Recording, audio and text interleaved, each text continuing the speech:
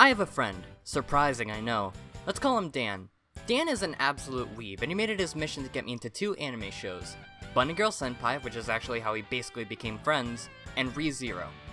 At the time, I, of course, knew what it was, who Rem and Ram were. I knew about the whole Groundhog Day-like plot, but with a fantasy-driven setting, and I knew that it could get pretty fucked up. What I didn't know is how much I would fucking love it.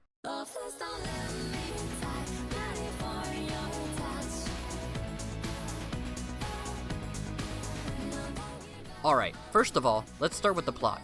Re:Zero is an isekai anime that stars Natsuki Subaru, a 17-year-old kid who was transported from his normal world to a fantasy one where anthropomorphic people and knights were commonplace. And off the bat, you can tell that Subaru's a fucking moron. Immediately he falls in love with the first girl not underage, and immediately simps for her for the entirety of the show. Turns out she lost her Pokemon gym badge and orders her newfound white knight to find it for her. Once he finds the location where it might be, he gets killed. No, Subaru in fact is revived and learns that when he dies, he respawns much like loading a save point. Eventually, he uses his power to get Amelia's gym badge for her like a good white knight. After passing out, he finds himself in Amelia's mansion surrounded by the 2 characters you should actually give a shit about. Wait, sorry. 1 character you should actually give a shit about. Subaru then harasses a clown, becomes a maid, shows his dick in front of Ram, and despite that goes on a date with Amelia. But then he wakes up again realizing he's died because someone is mad about not being best girl until like 15 episodes later. Just have patience, everyone will love you once you spend 20 minutes shouting at me! Just fuck me now, you know you want to. Amelia! Shut the fuck! Rem then later murders the town's house dogs out of pure hate towards the writers, making her be unimportant, until Subaru becomes increasingly more depressed. On the bright side, the black market for dog dicks is suddenly booming. Amelia tells Subaru not to do something. Don't do this. Okay. Okay, please don't do it. Sure. Okay, I'm leaving now. Okay. Hey, Rem, wanna do it? You did it with Rem! How could I know she would put her dick inside me? What the fuck? Huh? I mean, what? I'm leaving and not coming back until the last episode. Bye, Mom. Hey, so Amelia fucking left you. Can we get married?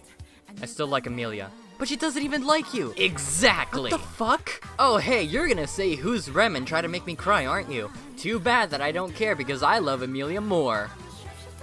Who's Amelia? Fuck! Subaru then works with the physical representation of anyone who attends furry cons to go to the bathroom to fuck before realizing both of you have dicks, and then it just feels awkward. And also Byleth from Fire Emblem 3 Houses. They decide to kill a whale with Terry Bogard, and after PETA get on their ass, Subaru white knights the fuck out of Amelia one last time, encounters a creeper, and nearly dies. Then Amelia rejects him again. Amelia, I love you. In your dreams. And there you have it. You now know everything to do with Re:Zero. I hope. So why do I love it so much? Well, to get into detail about that, we have to talk about Subaru's crippling depression. Unlike other isekais such as Konosuba, Re:Zero tries to tell a more complex story outside of the fantasy world is in danger from fantasy antagonist storyline, and instead focuses more on the gradual insanity and suffering that Subaru has to face through every episode. While there is a big bad being Betelgeuse and basically the entirety of the witch cult, it's pretty clear that's not exactly one of the plot's strong points. I mean, even in my super shortened down summary, I glossed over them.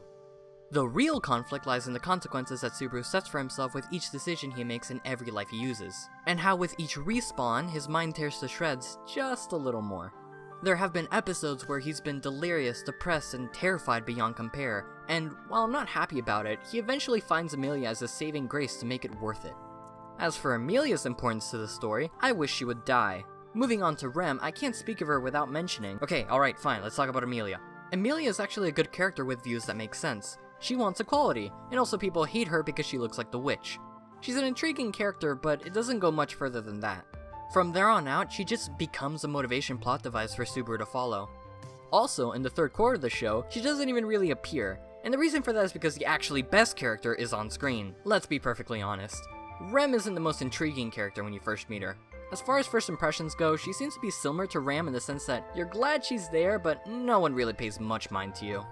And once Rem is shown to be the one killing Subaru in his sleep, people I watched the anime with would straight up hate her, despite the fact that she has a valid reason for doing so. However, there are moments where you can tell that Rem is a vital character who you will grow to love from little scenes such as Subaru and her shopping, but disappointingly not much of note really happens. It isn't until after Subaru saves the kids from witch beasts that we see the true colors of Rem. How, unlike Ram, she's emotionally driven, and how she admires Subaru for somehow being optimistic throughout all his troubles. Of course, Subaru saved her, he saved the kids, he was able to connect with Rem, but the most important part is that he has the ability to laugh in the face of danger, depression, and hopelessness. And since then, the fact has resonated with Rem, and for the rest of the season you see her more cheery and bubbly than ever, because so long as Subaru was there, she could laugh right along with him.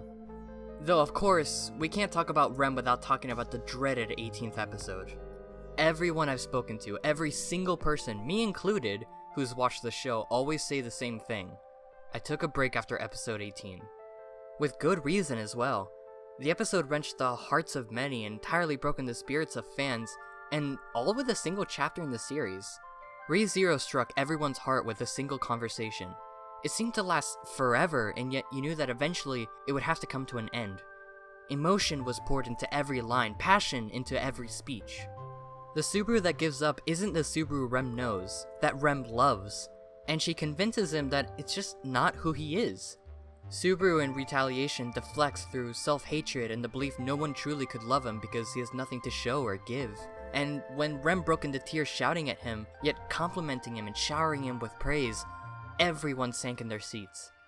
This was the moment I fell in love with Re:Zero. The moment I knew that I adored every scene, every interaction, every character, every single frame that this blue-haired masterpiece occupied. Monitors were destroyed. Redditors screamed in their forums. Hospitals were flooded from the mental and emotional trauma caused by that one line. The one sentence that tore everyone to shreds. Tears, even. It's unconventional, unthinkable. Here you are, rooting for something that deep down you know isn't possible, and the show rubs it right in your face. It's said, it's done, it's over. No more is there a chance for redemption for this arc. No more is there a chance of a ship that so many adore as it comes to such a screeching halt after possibly the most moving engagement in anime in at least half a decade. And worst of all, no more Rem, because only an episode later, she's gone. Granted, not for long, but the realization of the awful tragedy put upon the audience once again after tearing one of its core characters' dreams to shreds, it's the nail in the coffin. Subaru suffered through misfortune, disaster, and tribulation, but we suffered the worst of all. We suffered the course of empathy. Empathy for Rem's rejection, which I'm sure so many of you are so familiar with. Why do I love Re:Zero? Well, I guess to put it simply, because it made the world cry. Oh, and side note, fuck Amelia.